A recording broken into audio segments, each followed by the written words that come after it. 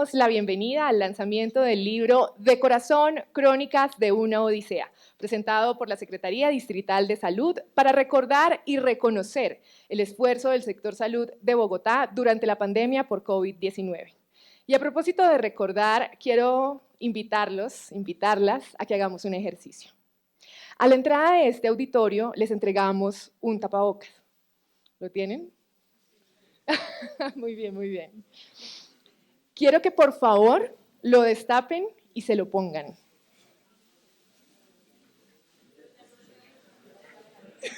Lo sé.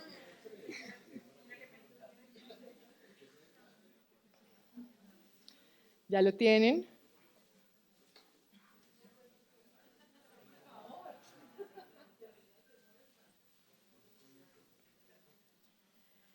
Ahora, por favor, cierren sus ojos. Para las personas que acaban de entrar al auditorio, por favor, el tapabocas que les entregamos, se lo ponen y ahora quiero que por favor cierren sus ojos y con los ojos cerrados se transporten a esos momentos donde no podíamos quitarnos el tapabocas, a esos momentos donde respirar era difícil, esos momentos donde el tapabocas nos cubría la sonrisa.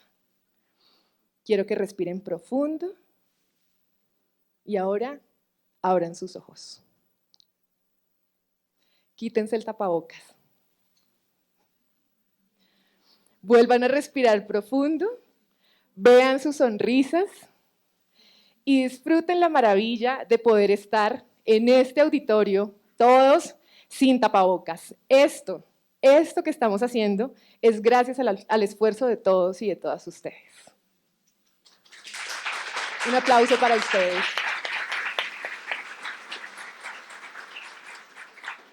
Ahora quiero que sigamos recordando. Recordemos también a quienes lo dieron todo, a quienes la lucharon hasta el final, pero desafortunadamente hoy no nos acompañan. Esas 30.289 personas de Bogotá y de esas 131 del sector salud. Por esas personas que hoy ya no están con nosotros y por sus familias, hagamos un minuto de silencio.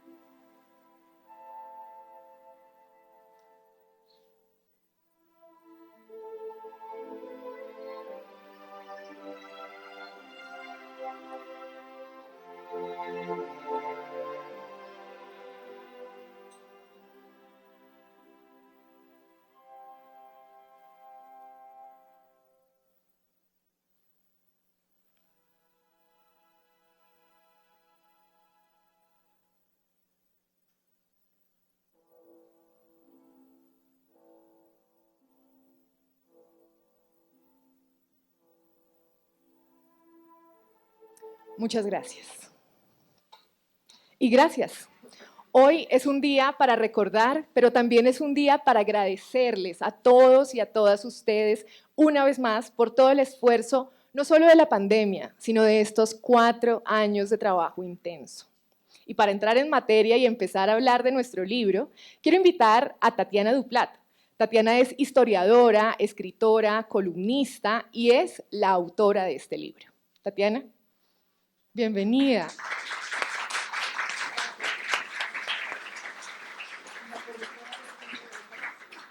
La correctora de estilo de la Secretaría de Salud, claro que sí. También quiero invitar a nuestro secretario de Salud, Alejandro Gómez López, el cerebro de esta publicación y quien lideró el sector salud de Bogotá durante estos 4 años. Secretario, bienvenido y muchas gracias.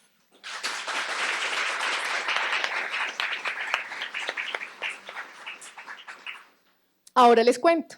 El secretario y Tatiana conversarán con algunos de los protagonistas del libro. Les contarán cómo nació la idea, cómo empezó todo y cómo poco a poco este libro se convirtió en lo que es hoy.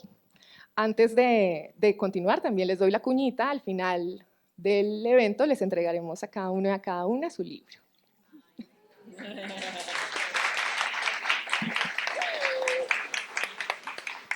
Secretario y Tatiana, bienvenidos y muchas gracias. Muchísimas gracias, María Juliana. Buenos días. Muchísimas gracias a todos y todas por estar acá. Muchísimas gracias, secretario, secretario Alejo. yo le tengo un profundo cariño al secretario. Yo quiero, antes de empezar a hablar del libro, yo quisiera preguntarle al secretario cómo uno en medio de este problema tan grande de atender una pandemia para una ciudad de 8 millones de habitantes, ¿en qué momento se le ocurre a uno que además hay que escribir un libro? ¿Cómo saca uno cabeza para pensar en eso? Tatiana, buenos días a todas las personas que hoy nos acompañan. Para mí es un momento muy emocionante el que podamos estar aquí hoy en la mañana, en este sitio además, donde nos sentimos muy en casa y agradecemos a la biblioteca que nos está acogiendo, porque para nosotros eso también tiene gran simbolismo. Cuando estábamos en la pandemia, Tatiana, pues teníamos muy poco tiempo para reflexionar. Las crisis exigen que se tomen decisiones con información muy imprecisa, con información muy preliminar, pero igual las decisiones hay que tomarlas. Desde el primer momento, y ahora tendremos ocasión de hablar de algunas de las estrategias que utilizamos, desde el primer momento en que empezamos a repensarnos, a organizarnos de otra manera, porque la Secretaría tal y como existe no era capaz de manejar la pandemia. Tuvimos que subvertir un poco el funcionamiento de la Secretaría para poder tener más agilidad en la toma de decisiones y le empezaba a decir a personas que tuvieron un papel importantísimo allí, que teníamos que dejar registro de lo que estaba pasando, que teníamos que dejar registro, que el momento era tan distópico, que estábamos viviendo una situación tan extraña, que teníamos una responsabilidad con la historia y con la academia. No para calificarnos de si lo hicimos bien o si lo hicimos mal, eso no nos corresponde a nosotros, a los protagonistas, pero sí para dejar registro exacto de qué hicimos y por qué lo hicimos, porque a nosotros sí nos cabía esa responsabilidad y en ese ajetreo tan rápido podía la información perderse. Entonces, yo recuerdo que le decía, entre otras, a Karen, no está Karen hoy con nosotros, la que era la directora de comunicaciones en aquel año difícil, le decía, tenés que estar guardando absolutamente todo porque de esto vamos a tener que dejar documentación y hacer los registros en forma de crónicas para que otras personas hagan posteriormente las evaluaciones a que habrá lugar. Seremos materia de estudio. Lo que nosotros hicimos y cómo lo hicimos seremos materia de estudio y parte de nuestra responsabilidad entonces era esa.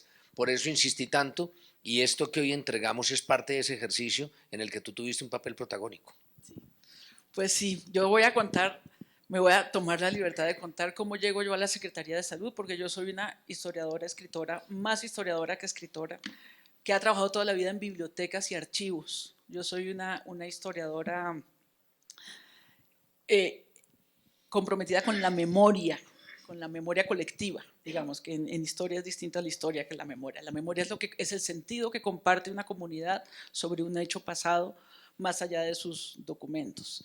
Yo era la directora, era la gerente de la Red Distrital de Bibliotecas Públicas de Bogotá cuando Claudia López, hace 4 años exactamente, me invita a ser la directora de contenidos de la Alcaldía Mayor de Bogotá. La directora de contenidos era una persona como un editor general que marca unas líneas, unas pautas sobre cómo se construyen las narrativas en las distintas entidades. Ese era mi papel. La apacible historiadora iba a hablar de contenidos, iba a contar historias. Así nos conocimos en las reuniones. Pero a mí me atropella la pandemia estando al lado de la alcaldesa.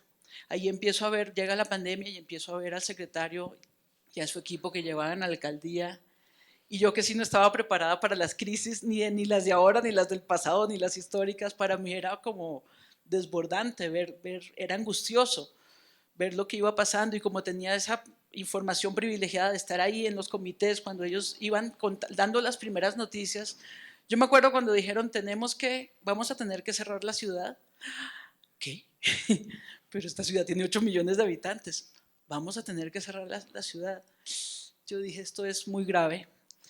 Y pasa el tiempo y yo por casualidad estoy ahí y empiezo a pensar, esto hay que dejar un registro de lo que está pasando para el futuro, para la historia. A mí me gana la pandemia en la alcaldía, yo no aguanté el ritmo de trabajo, es que era día y noche a toda hora, esto que ustedes hacían, que ustedes se aguantaron, yo no aguanté, renuncio. Y mi siguiente forma de vincularme con la alcaldía es contando estas historias en otras secretarías y viendo cómo contábamos esta historia específica de la pandemia. Y ahí aparece María Juliana Silva, que también me había acompañado en la oficina de comunicaciones de la alcaldía mayor, habíamos vivido esos momentos tan duros, y me dice: necesitamos registrar lo que ha hecho la Secretaría de Salud, te invitamos a trabajar allí. Pero decía, pero es raro una Secretaría de Salud con una historiadora, escritora, es muy raro, ¿no? Dice, pero se puede, me decía, tenemos la posibilidad de hacer, necesitamos un corrector de estilo, y de una vez, ya que estás ahí haciendo corrección de estilo, podríamos escribir un libro, porque el secretario insiste todos los días en que tenemos que escribir un libro, y así empezó esto. Y ese es el comienzo de esta historia. Y secretario, como vamos a hablar por el comienzo, yo quiero invitar aquí, quiero invitar a que se siente aquí con nosotros la persona que desencadenó ya en concreto la escritura de este libro, lo más inesperado de este mundo. Porque yo digo, pues como historiadora en la oficina de comunicaciones, uno dice un libro sobre la pandemia, pues los médicos, los que están atendiendo la pandemia. No, yo quiero invitar aquí a Juan Carlos Jaramillo, director de planeación, que fue increíblemente el que desencadena y hace posible que hoy este libro esté aquí. Quiero que lo reciban con un aplauso, por favor.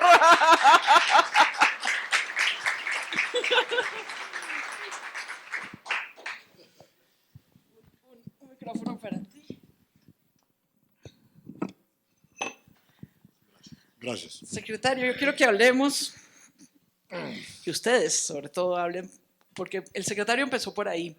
Atender la pandemia implicó desajustar o reajustar de una manera distinta el funcionamiento de la entidad. Y ahí es donde aparece el jefe de planeación, que organiza el sistema de trabajo. ¡Tatán! ¿Y qué tiene que ver con el libro? Que después de que él había organizado este sistema de trabajo por células, la metodología ágil, aprendí mucho, un día le dice a María Juliana, tenemos que darle, se iba acabando la pandemia, porque la pandemia se fue acabando de a pocos, y un día aparece en la oficina, tenemos que darle un cierre a las células de trabajo, un cierre. Y entonces María Juliana dijo, un cierre, pues podemos escribir una crónica y la colgamos en la página web. Y entonces nos pusimos en contacto, empecé yo a hablar con el doctor Jaramillo, y empieza a contarme lo que habían hecho. Yo digo, esto no es una crónica, esto es una serie grandísima, además, es impresionante. Empecé a hablar con unos y con otros. Entonces yo creo que empecemos por ahí, secretario, que ustedes dos nos cuenten cómo se reorganizó en la entidad para poder hacer frente a esto tan grave. Le cuento. Hay una cosa muy linda que yo siempre destaco del manejo de la pandemia, y es que cuando fuimos conscientes todos como sociedad de que estábamos ante un evento absolutamente único, lo que primero se despertó y que yo recuerde es solidaridad. La solidaridad en el caso de nosotros fue tenaz, ¿sí? O sea, yo recuerdo, los que primero recuerdo que levantaron la mano fueron las universidades con los laboratorios de biología molecular, porque teníamos que hacer pruebas de PCR, lo que ahora todo el mundo habla, PCR, era una cosa exótica en la medicina asistencial. La teníamos para investigación, Camacho. La teníamos en las universidades, y lo que primero hicieron fueron las universidades decir, secretario, disponga de nuestros laboratorios, disponga de nuestros biólogos y biólogas moleculares, pero además dieron las pruebas, ¿sí? Yo recuerdo a la vicerrectora de los Andes que me dijo, échele mano usted a todas las pruebas moleculares que yo tengo, mientras ustedes importan las nuestras, las suyas, nosotros le entregamos las nuestras. Eso como anécdota, que todo el mundo se movió hacia la solidaridad. ¿Cómo llegamos a la metodología de células? También el empresariado se fue hacia la alcaldía y le dijo, alcaldesa, ¿en qué ayudamos? Díganos, la Cámara de Comercio, la ANDI, absolutamente todos los gremios, también las universidades, y dentro de las personas que se nos acercaron a la alcaldía llegó una empresa de consultoría muy famosa que es McKinsey. Y McKinsey dijo, nosotros les proponemos para que ustedes funcionen en la alcaldía la metodología ágil, la metodología ágil, que viene de los sistemas de información, y es cómo resolver problemas de manera muy ágil, así como su nombre lo dice. Yo ya había visto esa metodología en algún otro trabajo que tuve y dije, nos la tenemos que llevar para la alcaldía, nos la tenemos que llevar para la Secretaría Distrital. Cuando la llevé a la Secretaría Distrital es cuando empezamos a desarmar la estructura de poder de la Secretaría, porque la Secretaría, como todo lo burocrático, es bastante vertical y entonces la jefe o el jefe son indispensables para la toma de decisión de la persona que está en una subdirección y esta es indispensable para que el operativo haga lo que tiene que pasar. En una pandemia no podíamos darnos esos lujos, de modo que llevamos la metodología y entonces organizamos unas células. ¿Cómo fue, Juan Carlos? ¿Cómo fue? Bueno, buenos días. Trataré de hacer un ejercicio de mediana elocuencia, lo que después de hablar, cuando ya ha hablado el secretario y Tatiana, es casi un suicidio intelectual. Pero bueno, eso tuvo muchos intríngulis. Lo de las células fue quizás lo estructural, organizacional más complejo, porque precisamente por esa verticalidad del flujo de información y flujo de autoridad, entonces el líder o la líder de una célula, que no va a entrar en detalles de qué trata eso, no se desprendía de que es que mi jefe es el director tal o la subsecretaria o subsecretario Pascual. Entonces, para yo tomar mi decisión tengo que pedir permiso y entonces así no funciona. El asunto es que todo el equipo de células, bastante grande, rápidamente asimiló de qué se trata, de que es que aquí es contando muertos si no nos movemos rápido, aún sin llegar las vacunas, que es otra historia. Y entonces está la metodología de producir resultados diarios con verificación a primera hora del día siguiente con el secretario, que ya pues muchos de ustedes saben cómo es el asunto de rendirle cuenta al secretario. A las 6 de la mañana. Sí, bueno, 6:30, pues. 5:30. Y la desestructuración, no solo organizacional, sino mental.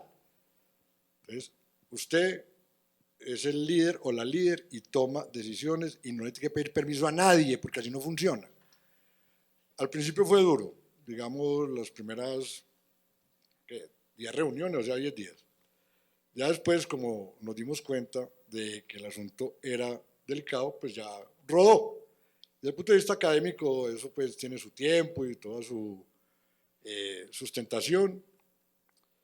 El asunto es que en una entidad pública, donde cada uno tiene un manual de funciones, 14 o 17 funciones, y que no puedo hacer lo que no diga ahí porque entonces me pasa, yo no sé qué cosa me pasa por esta limitación de funciones, esa ruptura fue pues complicada, pero tampoco nada del otro mundo. El complemento de ese asunto es que ¿por qué no estaba en salud pública? Pues porque no, porque eso tenía que funcionar distinto. No es el PAE, ni es el plan de inmunización, ni cosas por el estilo. Entonces, así lo hicimos. Todo eso tiene intimidades. Los intríngulis de la fricción, bla, bla, bla, de la condición humana, y bien, eso fue una experiencia interesante. Un grupo, para los que no saben, pues esta metodología implicaba cambiar la jerarquía natural de la entidad, poner grupos pequeños de trabajo, 3, 4 personas, donde se hacen unos sprints, como en el ciclismo. Se fijan unas metas a 24 o 48 horas, el grupo se va a cumplir la meta, hay un skater que permite que todo el mundo pueda hacer su trabajo, que nunca se corte el flujo de trabajo, y a las 24 o 48 horas se reúnen para ver si pudieron avanzar, y si hay algún inconveniente, hay que ver cómo desatorarlo. A manera de ejemplo, sí, entonces seguimos el flujo del paciente, y la primera célula era la que tenía que encargarse de atención domiciliaria, ¿sí? Y la segunda célula era la que tenía que encargarse de atención prehospitalaria. O sea, hay una gente que se atiende en casa, a otra que teníamos que ir con ambulancias para llevarla. Y la tercera célula era la que tenía que garantizar que en los servicios de urgencia hubieran los insumos y la gente necesaria. Y la siguiente célula era la que tenía que garantizar que en las UCI hubiera gente necesaria y los equipos necesarios y los insumos. Eso en cada grupo de trabajo, trabajando solamente en eso 48 horas y en un estrés absoluto en el que la gente a veces no dormía en las 48 horas, explica qué eran las células y bueno, llegamos a células muy extrañas que pensamos que no íbamos a necesitar. Al final hubo 14. Es que las células se fueron formando a medida que la atención a la pandemia fue demandando. Entonces, cuando Juan Carlos Jaramillo me cuenta eso, yo dije, no, pues hay que ir a entrevistarlos a todos, porque yo al principio no entendía. Yo me acuerdo que le dije, ¿por qué ponen al pisco? ¿Por qué ponen al pisco de planeación a atender la pandemia? Yo no entiendo esto. En mi perspectiva de historiadora, pues tenía que ser alguien como de salud pública dijo, claro, es que todos están ahí, pero todos tienen que trabajar juntos. Y fue bellísimo porque la metáfora en todo el libro es que esto funciona como las células. Son organismos independientes que dependen, o sea, son organismos autónomos que para vivir dependen de los otros. Y es una divina metáfora para lo que hicimos en la pandemia.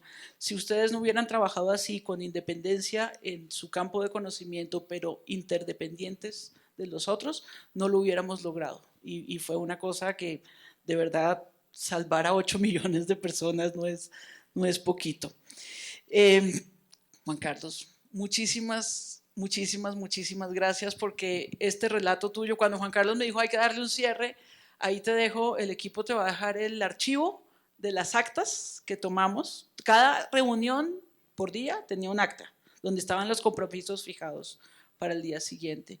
Y cuando yo entro a ese archivo que me dejaron compartido, eso eran actas y actas y actas, pero yo como historiadora estoy acostumbrada a ver esos documentos. Para mí no fue duro, más bien fue impresionante. Yo me impresioné mucho, me impacté muchísimo, y creo que es algo que el país debería conocer. Las cosas no son mágicas, requieren de mucho trabajo de carpintería, de mucho trabajo administrativo, de mucho trabajo organizativo. Así que muchísimas gracias. Por favor, despídanos con un fuerte aplauso, porque vamos a continuar conversando. Secretario, una de las primeras, este libro, digamos, nuestra idea de hacer este libro era cómo hacemos para que, el secretario dice que uno siempre se ve en la foto y los equipos de trabajo tienen que encontrarse en la foto. Y es también una bella metáfora de cómo haces para reflejar en unas pocas palabras el trabajo de un equipo tan grande, porque es que aquí no es solamente la secretaría, las subredes, pues el sector salud, el sector privado, las IPS, las EPS, las empresas privadas, las otras entidades. Era muy complicado. Y finalmente, pues los libros tienen una extensión limitada. Pero quisimos, idea de María Juliana, directora editorial. María Juliana no solamente es la jefe de la oficina asesora de comunicaciones, sino que también es la directora editorial de este proyecto, doble trabajo. María Juliana insistió en que teníamos que combinar distintas formas de narración. Entonces, además de las 5 crónicas que ustedes van a encontrar aquí, tenemos las fotohistorias, que es un género que yo creo que María Juliana se inventó. Yo nunca había oído la palabra fotohistoria, pero es muy chévere. Las fotohistorias nos permiten en una sola página poner los testimonios de personas que fueron claves.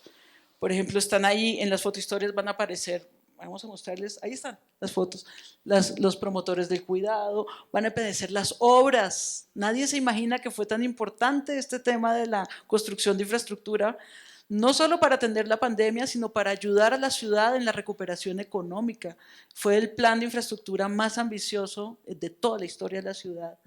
Entonces tenemos fotohistoria, esto es importantísimo, fotohistoria del convenio tripartita.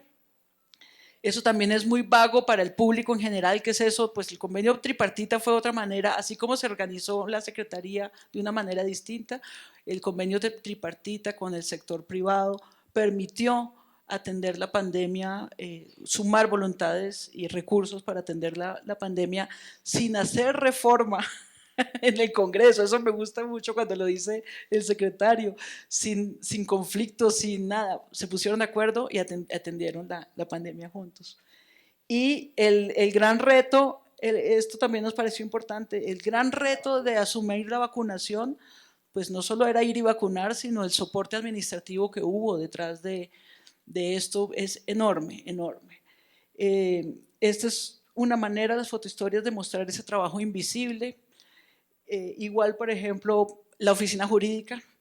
Esto me gustó mucho, ahí están los testimonios de sus directores, de sus las personas encargadas, cómo el esfuerzo de la oficina jurídica de contratación es inédito.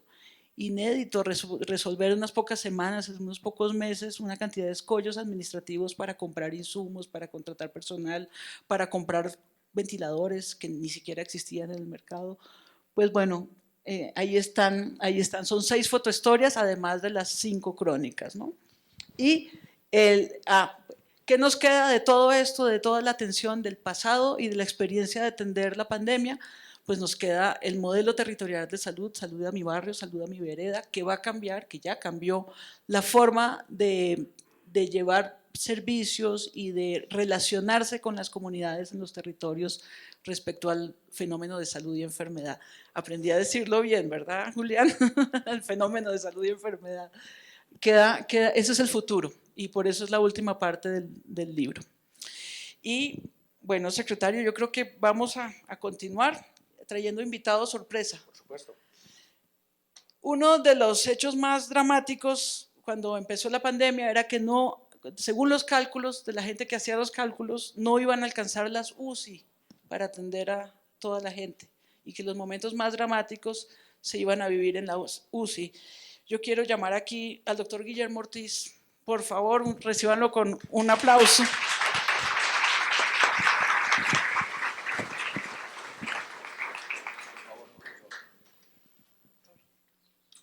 Guillermo Ortiz es un intensivista que veíamos todos los días en la televisión, angustiados, detrás de su tapabocas, siempre como en traje de faena, de fatiga, a toda hora. No, yo me acostumbré a verlo ahí y admirarlo, doctor. Muchísimas gracias. Yo quiero que usted converse con el secretario más sobre cómo se vivió la pandemia desde la UCI, desde no tenerlas hasta instalarlas y luego ponerlas a funcionar en tantos puntos y con situaciones, con tantas presiones. Yo quiero presentar un poquito al profesor Guillermo. Guillermo es una cátedra a nivel mundial. Guillermo no solo es internista, intensivista, neumólogo, sino que es doctorado en neumología, ¿no, profesor? O sea, si hay alguien que sepa de neumología, es el doctor Guillermo. Pero Guillermo además es el jefe de la unidad de cuidados intensivos de Santa Clara y representa un papel extraordinario, no solo como intensivista, que quiero que hablemos un poco de eso, de lo que se vivía en la UCI, sino como speaker, como vocero del sector salud, porque eso fue de las cosas más complicadas de manejar en la pandemia, uno poder estarle comunicando a la gente cómo eran las cosas.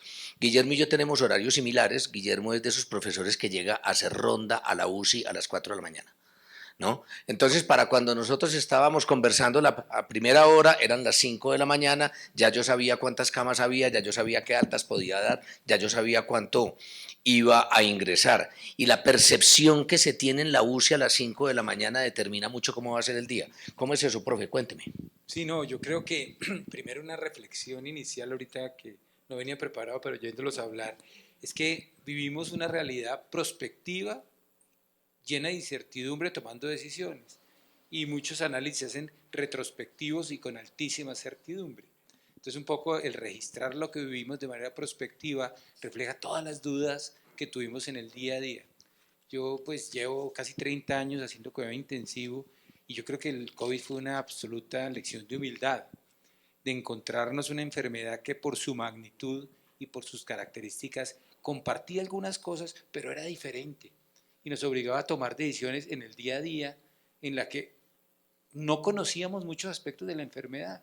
Se nos morían pacientes por cosas que no se nos morían antes, veíamos presentaciones clínicas absolutamente atípicas y nos obligaba pues a estar en contacto y sumado a eso era el volumen de pacientes que venía presentando, la angustia, el dolor de los familiares, ver morir familias completas en la unidad de cuidado intensivo, ver personas que llevaban a su mamá un viernes y no volvían a ver nunca más porque moría el fin de semana y tocaba enterrarla sin verla. Entonces eran muchos elementos técnicos, afectivos, de responsabilidad social que se sumaron, obviamente como decía el señor secretario, con un soporte grandísimo de la comunidad, con un soporte grandísimo de la administración, donde aprendimos a trabajar en grupo y aprendimos a contar los unos con los otros. Yo creo que fue clave, pero fue un momento complicado desde muchas aristas, sí señor.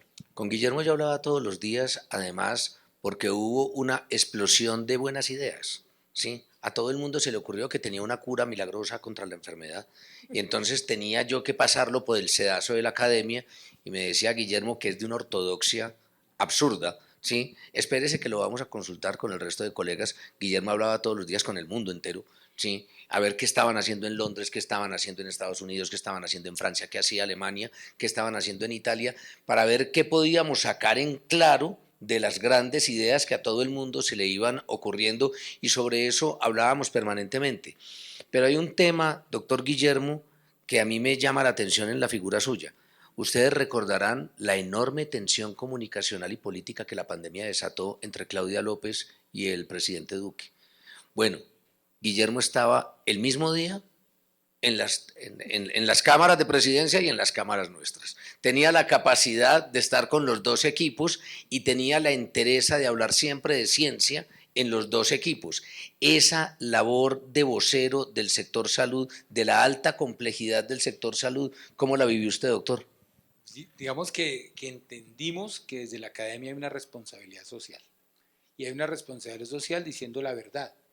Y yo creo que el ser, digamos, técnico en lo que hacía facilitaba las cosas porque lo único que cuando la alcaldesa o el señor presidente tenía alguna duda, pues me restringía a lo netamente técnico en lo que habíamos avanzado, en un poco en las instancias que usted, doctor, comentaba, en la instancia a nivel ambulatorio, lo que aprendíamos en urgencia, lo que hacíamos en cuidado intensivo, y eso, entre comillas, facilitaba la cosa porque reducíamos una cantidad de decisiones administrativas, tensiones que podrían ser políticas, a lo netamente técnico, que era lo que respondía a nosotros, y que finalmente era lo que la comunidad necesitaba saber. Técnicamente qué habíamos aprendido, técnicamente qué sabíamos y técnicamente cómo podíamos ayudarles, dando hasta donde se pudiera algún parte de tranquilidad. Con Claudio entramos muchas veces a cuidados intensivos y a Santa Clara lo hicimos varias veces, nos empijamábamos, por supuesto, como correspondía, pero eso le permitió también tener legitimidad al discurso de la alcaldesa, porque sabía lo que se vivía allá. Para nosotros, una persona de 150 o de 160 kilos es exótica en el mundo, en las unidades de cuidados intensivos no. O sea, las personas que tenían graves casos de COVID eran personas con unas obesidades muy serias y con una, digamos, que requerían de un talento y un esfuerzo especial para poderlas manejar, ¿no, doctor Guillermo? Sí, no, la obesidad, por razones que no entendemos todavía muy bien, es un factor de riesgo desde la influenza, del H1N1 para las neumonías virales. Obviamente, manejar un obeso en cuidado intensivo y más cuando empezamos a pronar los pacientes, entonces volteemos un ser humano de 150 kilos Boca abajo, boca abajo, con un tubo puesto en la garganta. es toda una, pero es increíble lo que, doctor, lo que nos enseñó la pandemia. Y yo alguna vez le mandé un video de cómo con 4 enfermeras bien entrenadas se hacía una pronación perfecta, manejamos el obeso perfectamente y aprendizajes que nos han quedado. Porque el mundo tiende a la obesidad, el mundo ha aumentado en peso, Colombia tiene un porcentaje de obesidad cada vez mayor. Entonces nos enseñó, pero inicialmente pronar, es decir, voltear un paciente boca abajo entre 4 personas no fue fácil. Y la pronación salvó muchas vidas, salvó muchas vidas. Pues yo creo que Guillermo además representa a miles de personas, por supuesto no podemos tenerles todas acá, pero mujeres y hombres que estuvieron en cuidados intensivos, mujeres y hombres que nos contaban, a mí me contaban particularmente, yo no nací para ver 8 muertes por turno.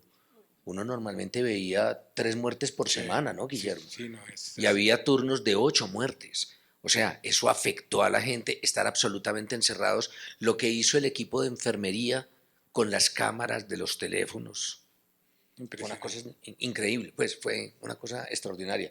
Usted es un testigo fiel de eso y me imagino que lo está escribiendo, doctor. Sí, señor, ya tenemos algunos papers, tenemos ahorita un paper ya publicado, una publicación sobre la experiencia en COVID, y yo creo que el cuidado crítico y las emergencias es un muy buen ejemplo del trabajo en grupo, donde el protagonista no es el médico, el protagonista es el grupo y más aún el paciente, y donde cada uno que hacía tendría que reconocer el buen trabajo de los demás, y no solamente el cuidado del equipo sanitario, sino lo que está detrás del equipo sanitario, la logística, la administrativa, las decisiones políticas.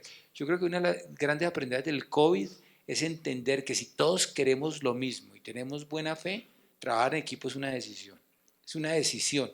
Y es una cosa que yo creo que debemos aprender. Todos queremos lo mismo, podemos pensar desde aristas diferentes, pero si realmente queremos lo mismo, y creo que hasta cierto punto, doctor Gómez, lo logramos. Yo estoy convencido de que lo hicimos, doctor, gracias a gente como usted. Muchas gracias. No, señor. Muchas gracias.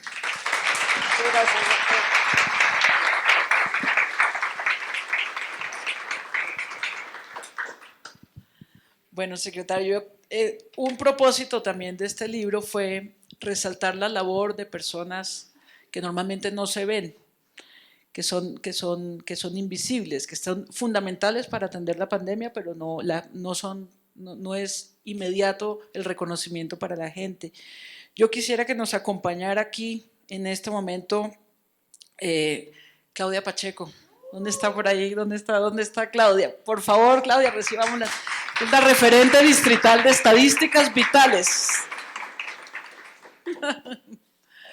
Bienvenida, doctora.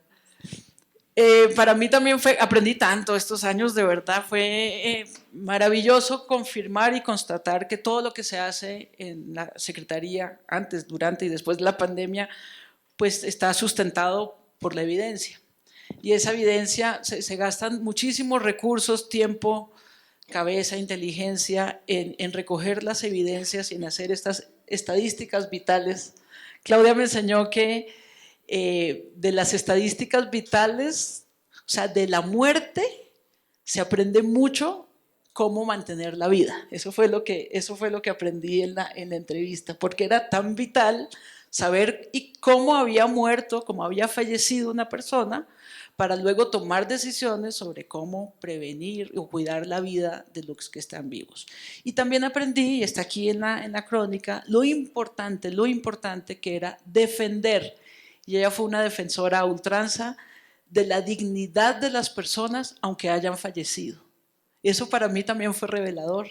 La dignidad no se acaba con el fallecimiento de la persona. Los fallecidos, los ausentes, tienen una dignidad.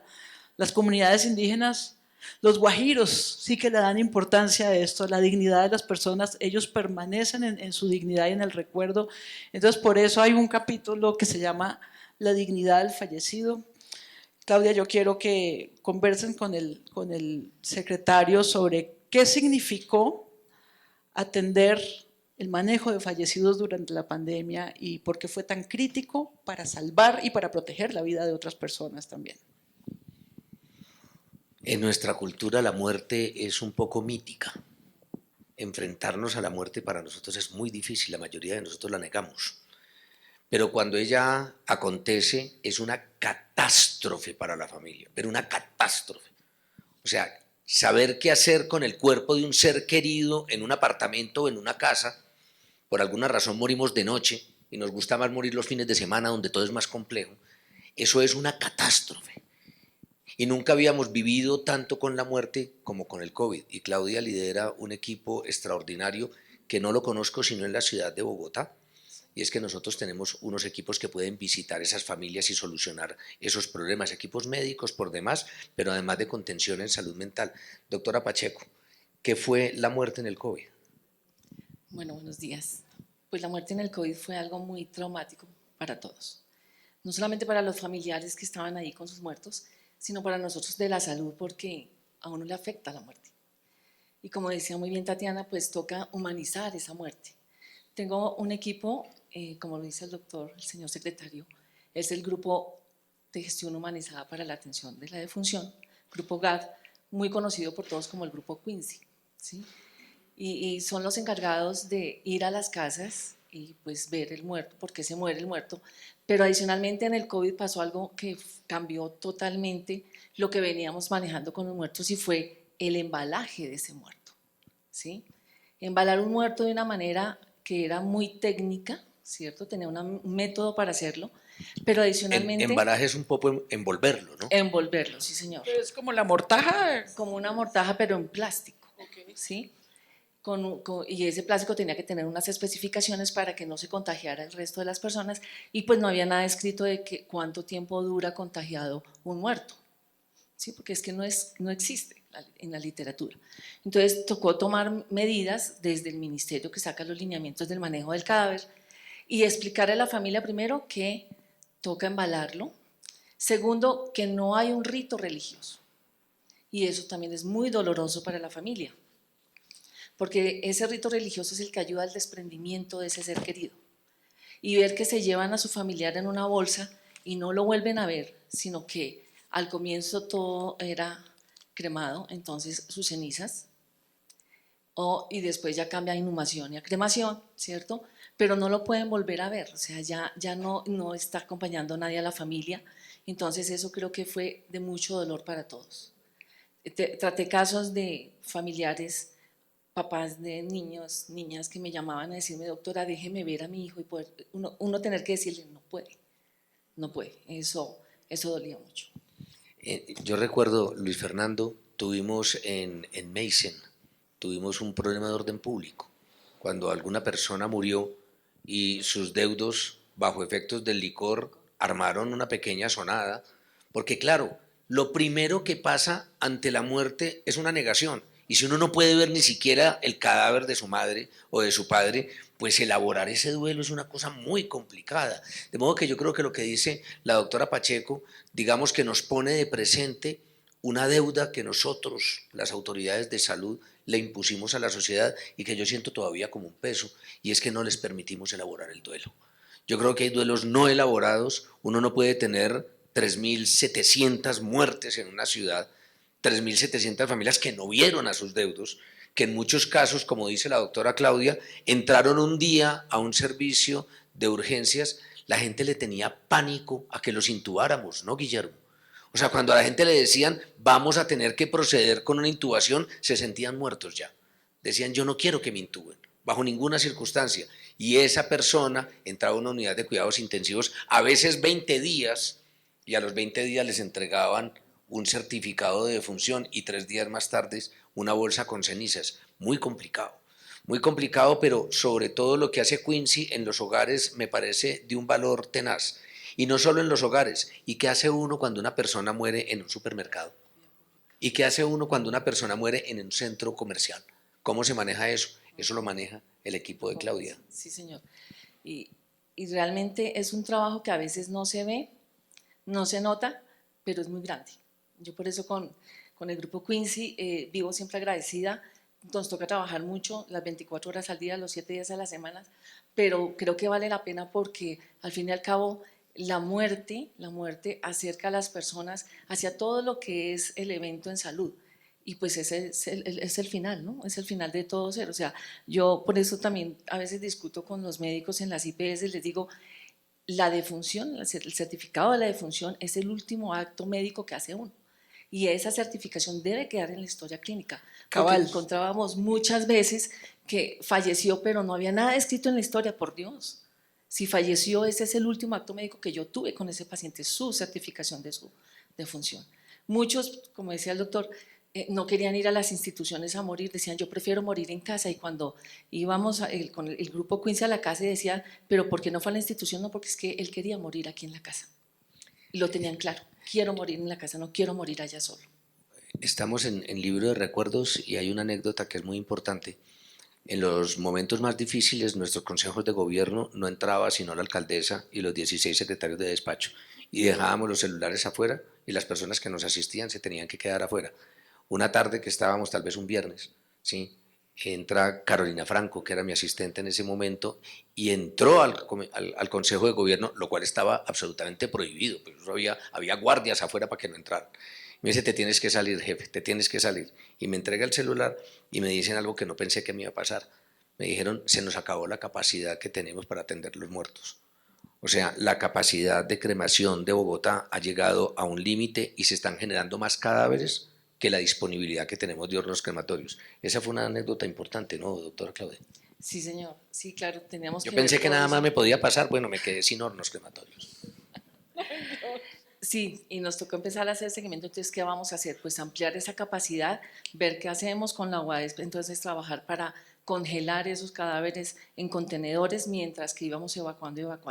Y eso también pues produjo mucho más estrés. O sea, realmente el estrés que manejamos con los muertos fue grande. Ver en las noticias, por ejemplo, que en Perú se morían en la calle y estaban ahí muertos. En Bogotá no pasó eso.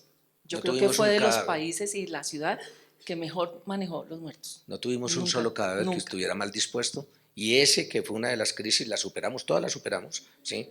Pero aquí esto no fue, es que Nueva York tuvo fosas comunes, Bogotá no. No, aquí manejamos los muertos creo que con el mayor respeto, con el mayor dolor, pero creo que le cumplimos a la ciudad.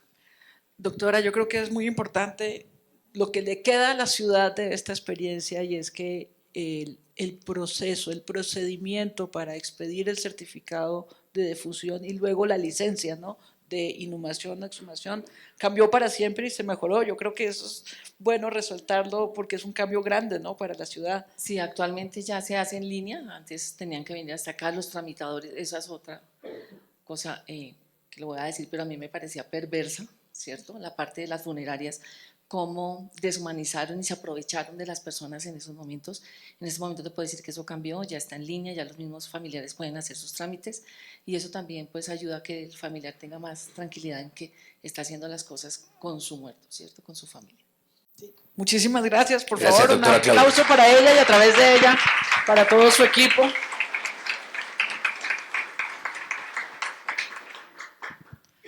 Bueno, secretario, quiero invitar aquí a otro personaje que a mí me dejó muy sorprendida todo lo que me contó. Siempre se habla de la vacunación, se mostró mucho la vacunación, pues las personas vacunando, los vacunados y los vacunadores.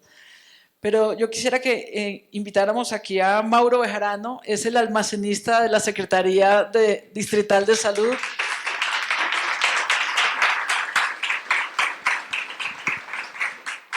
Mauro, ¿cómo estás? Mauro es la persona encargada del sitio donde se almacenan, se guardan las vacunas, y le tocó preparar, disponer y afrontar el problema, porque era un problema logístico enorme, de vacunar a 8 millones de personas, de recibir los insumos y despachar los insumos para 8 millones de personas. Yo solamente voy a decir una cosita de lo que más me impactó que me contó Mauro en la entrevista, y es que yo soy también madrugadora, como el secretario, para que yo pudiera vacunarme a las 7 de la mañana en el Movistar Arena, que ya es increíble, un estadio vacunando, o sea, eso es de una complicación logística impresionante, una complejidad. Para que yo pudiera vacunarme a las 7 de la mañana, Mauro tuvo que levantarse a las 2. No, levantarse no, llegar a la oficina a las 2, llegar al almacén a las 2. Eso a mí me dejó como, o sea, y nosotros millones de personas nos vacunamos, pero nunca pensamos qué es lo que hay detrás de esa operación para que yo tenga la vacuna que es, a la temperatura que es, en el momento que es y en el sitio que es, y con la IPS que es, porque tiene también su complejidad. Entonces, bienvenido Mauro, yo quiero que conversemos con el secretario sobre todo eso que a mí me encantó, lo vivieron juntos. ¿Cómo fue el momento de la llegada de la vacuna a la Secretaría? Mauro es un hombre de un carácter fuerte, y yo también. Entonces nos encontrábamos a veces duro en las madrugadas, pero es un hombre que hace un trabajo absolutamente extraordinario. Y es que, claro, todos estábamos esperando que llegaran las vacunas, pero todos éramos conscientes de que estábamos trabajando con oro en polvo, ¿sí? O sea, todos teníamos de verdad mucho miedo de que nos robaran vacuna. El desespero de la gente hacía que esto valiera cualquier cosa. En el momento más difícil de la pandemia, la gente de dinero hubiera dado cualquier cosa por vacunarse de primero. Entonces tuvimos que cuadrar una logística, recuerdo, con el Ministerio y con Policía Nacional, y viajaba la vacuna como en un carro de valores, rodeada de sirenas. Bueno, la primera vacuna que llegó fue en un carro de bomberos, pero bueno.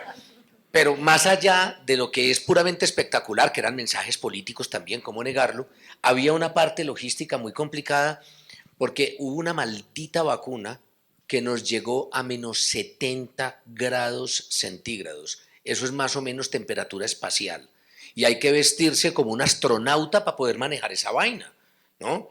Y yo les dije a los del equipo, porque la primera vacuna que llegaba la gente, empezaba a hacer la cola la gente con tapabocas, con miedo, a las 4 de la mañana, abrían los puestos de vacunación a las 7 de la mañana y la vacuna no se podía usar, porque estaba congelada, ¿sí? Claro, la vacuna tenía que descongelar.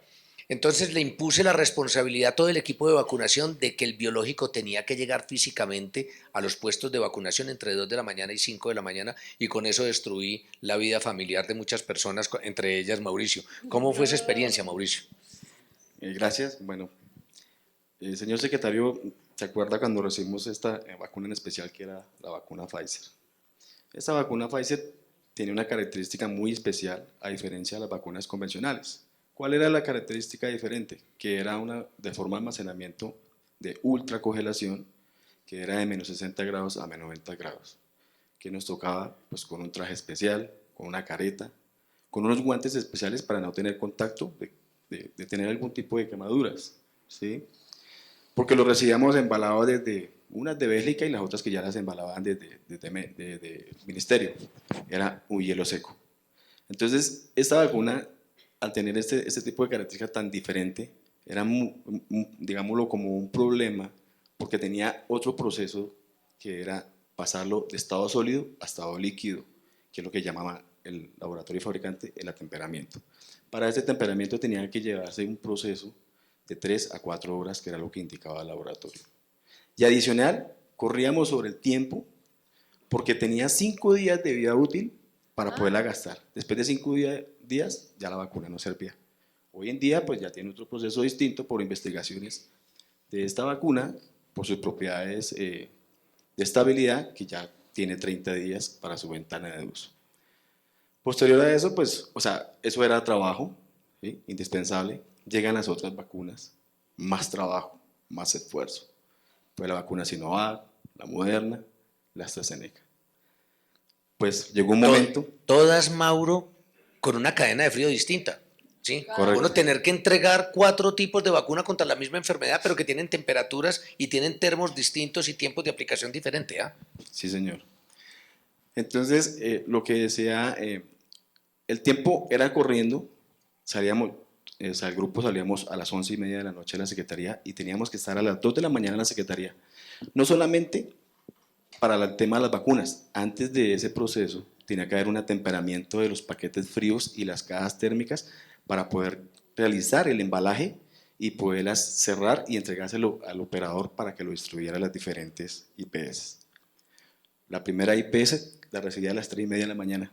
Entonces salíamos a las 11:30 de la noche, llegábamos a las 2 de la mañana, más o menos 2 meses.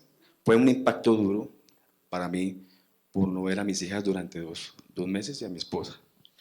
Mauro, yo quiero aclarar además que ellos trabajaban toda la madrugada, iban a su casa, se cambiaban y volvían a hacer el trabajo regular porque las otras cosas pues no se pueden desatender. O sea, la Secretaría Distrital de Salud atendió la pandemia y además tenía que seguir atendiendo los temas que normalmente tiene que atender. Entonces son personas que trabajaron como por en dos turnos. Recuerdo mucho, Mauro, cuando me contaste el día de la llegada de la vacuna, 2 cosas me impactaron.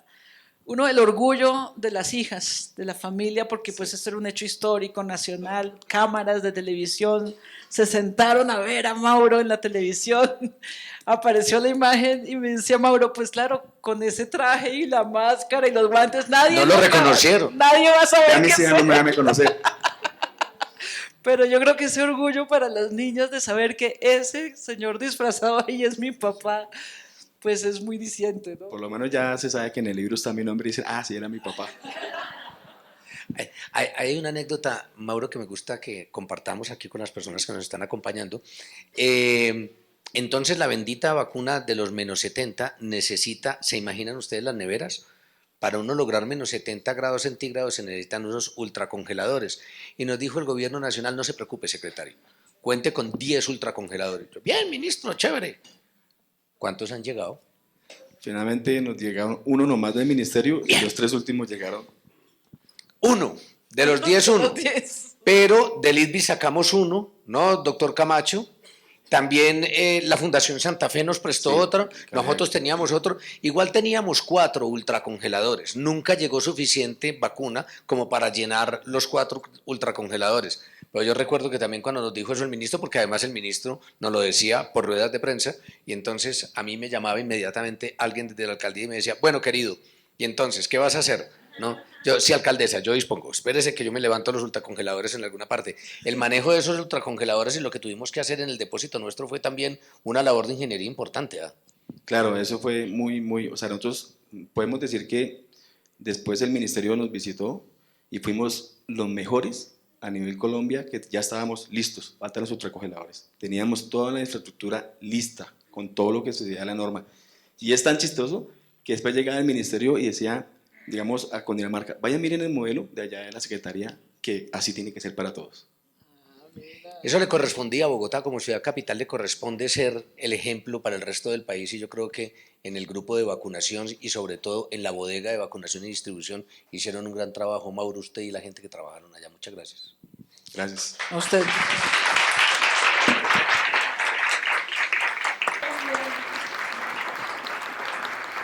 Bueno, secretario, se nos acaba el tiempo. Vamos a devolverle la posta a María Juliana. Yo, no sin antes, de verdad, agradecerles a todos ustedes como ciudadana, como historiadora, todo lo que hicieron por nosotros, todo lo que nos cuidaron.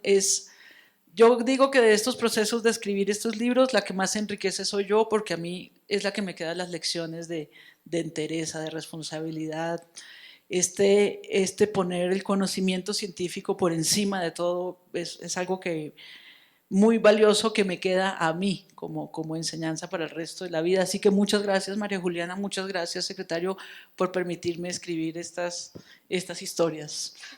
Muchas gracias. Un aplauso para nuestra autora también.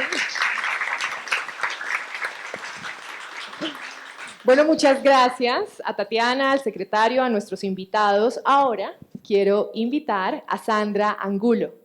Sandra es la coordinadora del Centro de Conservación de la Biblioteca Nacional.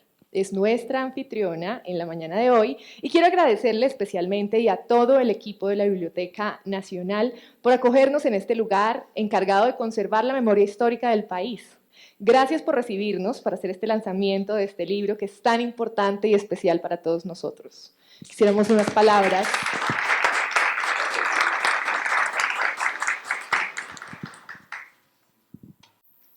Bueno, muy buenos días para todos. Primero quiero decirles algo muy desde lo personal, antes de empezar a referirme como la institucionalidad.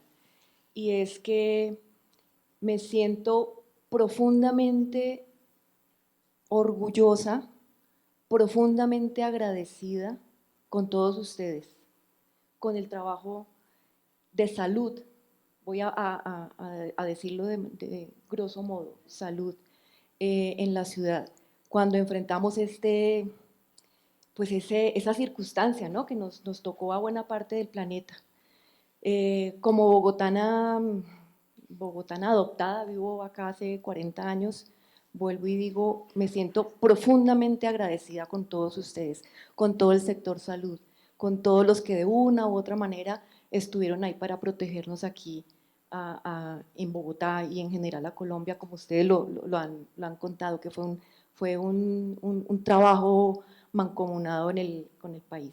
Entonces, mil gracias, de verdad, mil gracias, y lo digo ahora por la institucionalidad, como parte de este equipo de trabajo aquí en la Biblioteca Nacional, que es un espacio único también en el país, lo digo también con profundo orgullo, donde tenemos una tarea importantísima que es salvaguardar y mantener muy, muy organizada para preservar la memoria documentada de este país, acá en este espacio físico. Entonces damos cuenta de la memoria de todos los colombianos, que incluso cuando le contaba a Tatiana hace un rato, cuando arrancó la pandemia, como pues no sabíamos qué era ni qué estaba pasando, nuestro principal referente fue el pasado, irnos a esos primeros 20 años del siglo XX, en donde pasamos por circunstancias muy parecidas, y empezamos a leer y a indagar, y resulta que eran circunstancias muy, muy, muy similares a las que estaban ocurriendo, obviamente, en ese lapso de esos 100 años hacia atrás. Pero encontramos algo valiosísimo para nosotros que está fundado en ese valor de la memoria, que es que lo encontramos documentado y no nos sentíamos tan desamparados y tan solos, porque leíamos y entendíamos un poco qué era lo que estaba sucediendo. Hoy yo encuentro en este libro algo muy, muy parecido y con toda la esperanza estoy completamente convencida que al hacer ya parte de la memoria documentada de este país, del patrimonio bibliográfico y documental colombiano, que es nuestra tarea acá en esta entidad, seguramente va a ayudarnos primero a conocer ese detrás que ustedes de una u otra manera nos están contando, esa tarea invisible que pues yo me sorprendí, por eso digo que gracias y me siento orgullosa porque pues no llegué a dimensionar, y como yo sé que los 8, los 50 millones en Colombia, pues creo que no lo sabemos y lo vamos a tener, y vamos a tener esa gran oportunidad de conocer esa gran experiencia, ese trabajo tan interesante, tan importante que todos ustedes realizaron. Entonces, queda, como le dije al secretario hace un momento, a Tatiana, y como seguramente lo dirá nuestra directora, Adriana Martínez, queda en las mejores manos para conservarlo, para organizarlo, pero especialmente para contarle a través de la difusión, de la divulgación, a todos nuestros usuarios, a todos nuestros colombianos, ese trabajo que vuelvo y resalto y vuelvo a decir, no me cansaré de decirles muchas gracias. Entonces, hace ya parte, porque ya tiene ficha catalográfica y todo, de la memoria bibliográfica colombiana que resguarda esta institución.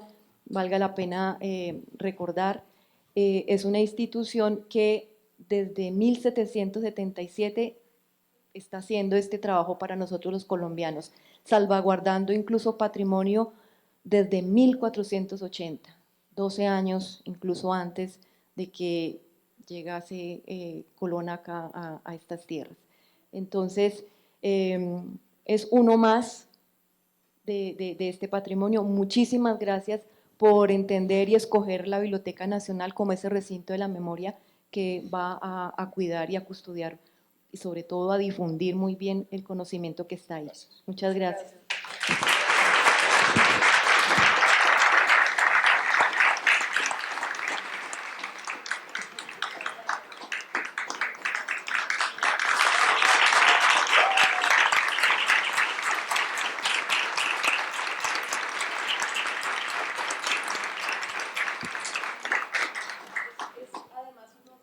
Ven.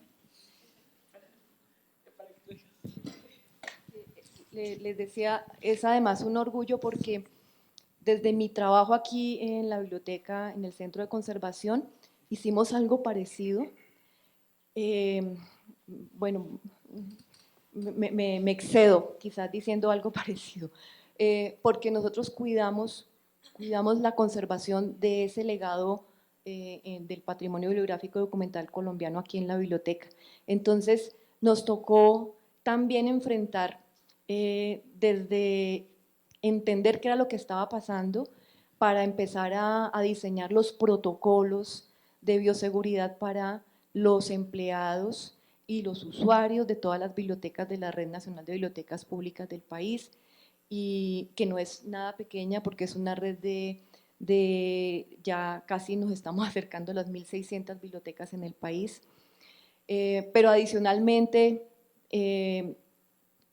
trabajando con otras bibliotecas de la ciudad y de la misma red en los departamentos, para poder entregar como esa forma de podernos comunicar con el libro, porque pues la información, claro, los primeros meses de la pandemia fueron digitales, pero después las bibliotecas abrieron con esas prudencias y empezábamos nuevamente a tocar los objetos y teníamos que saber cómo hacerlo, teníamos que investigar y sobre todo basarnos también en ese fundamento de la ciencia para poder ser responsables primero con la salud de las personas y también con los documentos que nosotros custodiamos. Entonces, para mí sí es, de verdad me llena el alma, además porque entiendo, porque viví y trabajé, y los protocolos de la biblioteca sé que sirvieron muchísimo de referente para muchísimas bibliotecas, y hoy los mantenemos en todo ese concepto de la conservación preventiva, que también en el caso nuestro, nuestros usuarios vienen, utilizan un tapabocas, buscamos que se laven las manos antes, durante y después de las consultas de los documentos, es decir, seguimos esos lineamientos de cuidado que aprendimos durante todo este tiempo también de pandemia. Muchas gracias.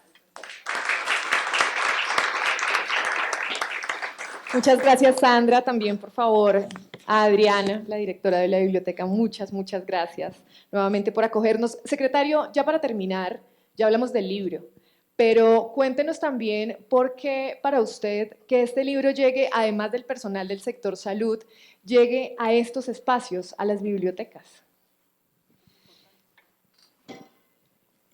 Decía la representante de la biblioteca que recordar es una forma de agradecer, y es lo que estamos tratando de hacer en el día de hoy. Agradecer, agradecer y agradecer, porque hay una cierta tendencia en el ser humano a negar lo que pasó. Y yo tengo la sensación cuando hablo con muchas personas que piensan que la pandemia no sucedió. La pandemia sucedió y hace muy poco, y para que nadie lo olvide deben estar este tipo de documentos. Y es una forma de agradecer, por supuesto, a la gente de salud, a cada una y a cada uno de ustedes. Por favor, transmítanselo a sus equipos, a sus redes públicas, a lo que se hizo en Kennedy, a lo que se hizo en Tunal, a lo que se hizo en Simón Bolívar, a la gente que fue al Codito, a la gente que estuvo en Suba, a la gente que estuvo en la zona rural, a las personas que estuvieron en los hogares haciendo tomas de PCR sin saber si la persona estaba infectada o no, con el temor que teníamos todos, a la gente que investigó, a la gente que puso al servicio del conocimiento la capacidad humana y también de todos nuestros aparatos para generar más y mejor conocimiento. Esto es una forma de agradecer. Es una forma de agradecer también, y por eso celebro que me esté acompañando mi familia, a las familias. Porque las familias sufrieron tal vez más que nosotros. Porque las familias nos soltaban con temor en la mañana y nos recibían con temor en la noche. Y allí también hubo un manejo de la pandemia. Allí también hubo heroísmo y hubo grandeza. De modo que por eso debe llegar a todos los rincones del país, y de la mano de la biblioteca y de la red de bibliotecas, agradecemos que así se difunda, para que no se olvide lo que pasó, para que se valore lo que la gente hizo y para que recordemos a las personas que perdieron la vida. Nosotros perdimos amigos y amigas, en las subredes perdimos amigos y amigas, en las ambulancias perdimos amigos y amigas. Tuvimos desfiles de ambulancias con las sirenas a medio sonar, como una expresión de duelo. Eso también queda en ese libro, pero queda sobre todo en el corazón de cada uno. Muchas gracias.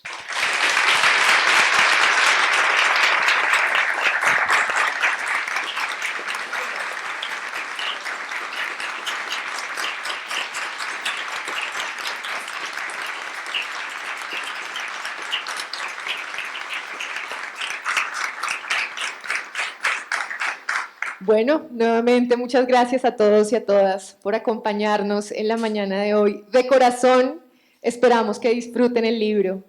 Ahora, bueno, viene la parte chévere. A la salida, el secretario va a firmarles los libros y les vamos a entregar a cada uno el libro para que lo puedan tener, para que lo guarden en el corazón y para que siempre recuerden que este momento, aunque fue duro, nos hizo más fuertes. Muchas gracias.